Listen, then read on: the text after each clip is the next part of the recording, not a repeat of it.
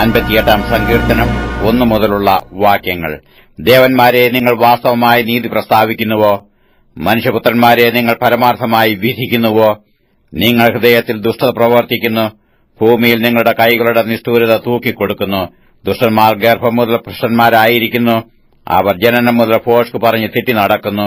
അവരുടെ വിഷം സർപ്പവിഷം പോലെ, അവർ ചെവിയടഞ്ഞ പൊട്ടയണലി പോലെയാകുന്നു.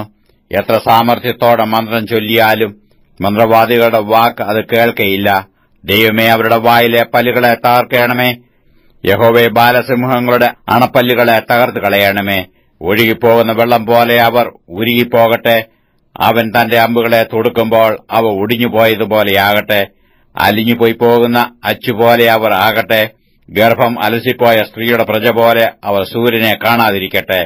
നിങ്ങളുടെ കലങ്ങൾക്കു മുൾത്തി തട്ടും മുമ്പേ പച്ചയും വെന്തതുമെല്ലാം ഒരുപോലെ അവൻ ചുഴലിക്കാറ്റിനാൽ പാറ്റിക്കളയും.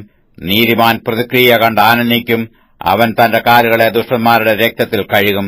ആകയാൽ നീതിമാന് പ്രതിഫലമുണ്ട് നിശ്ചയം.